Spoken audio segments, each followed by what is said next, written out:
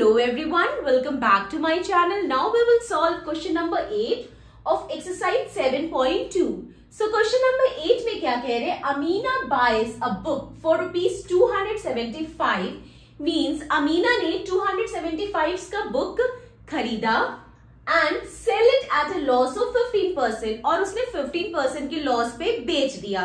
Okay means आपको यहाँ पे कॉस्ट प्राइस कितना दिया है 275 और लॉस परसेंट कितना दिया है 15%. Okay how much does she sell it for means अब उसने उस बुक को कितने में बेचा मीन्स आप लोग को सेलिंग प्राइस बताना है. Okay so let's solve it. यहां पे हमें कॉस्ट प्राइस दिया है कितना cost price equal to rupees 275.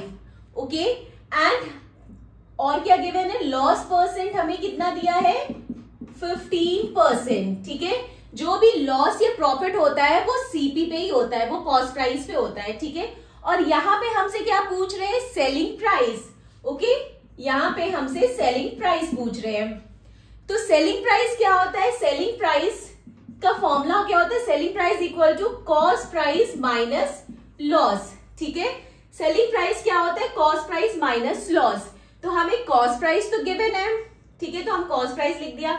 अब हमें यहाँ पे लॉस कैलकुलेट करना है. ओके तो हमारा सेलिंग प्राइस आ जाएगा. सो लेट्स सॉल्व इट.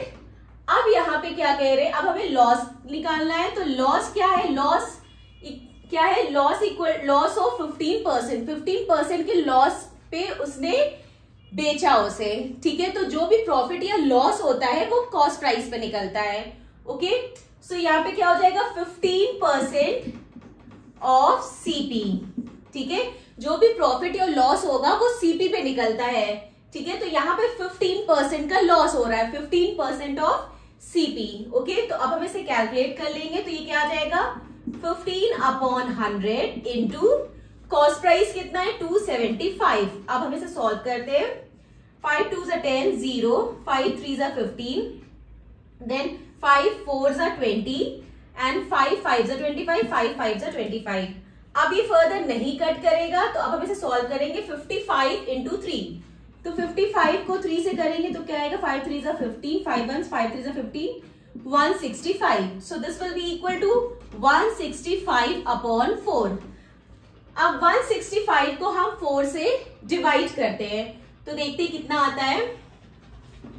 तो यहाँ पे 165 को 4 से डिवाइड करेंगे तो 4 4s are 60 देन उसके बाद 5 आया फिर 4 1s are 4.0 4 2s are 8 फिर यहाँ पे 2 आया देन 4 5s are यहाँ पे 20 हो जाएगा. ओके सो कितना आया 41.25. ओके जब हमने 164 को डिवाइड किया 4 से तो ये कितना आया 41.25. ठीक है तो हमारा लॉस आ गया 41.25. ठीक है और हमें निकालना है selling price. So selling price क्या होता है selling price equal to cost price minus loss. Okay cost price कितना है 275 तो हम यहाँ पे 275 लिख देंगे. लॉस कितना है 41.25 तो यहाँ पे हम 41.25 लिख देंगे. अब हमें इसे सब्ट्रैक्ट करना है तो इसे बहुत ही ध्यान से आपको सब्ट्रैक्ट करना होगा. 275 को सब्ट्रैक्ट करना है 41.25. सो डेसिमल के नीचे डेसिमल लिखेंगे.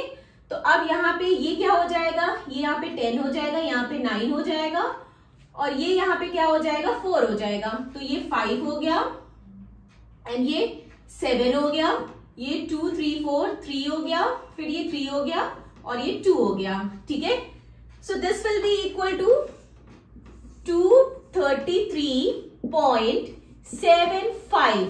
ओके सो इसका आंसर क्या हो जाएगा रुपीज 233.75 मीन्स इतने रुपीज में उसने बुक को बेचा. ठीक है सो यहाँ पे आप ये सेंटेंस लिख दीजिएगा Amina sells book for rupees 233.75. Okay So this completed our question number 8. Now question number 9 in the next video. Bye bye. Take care.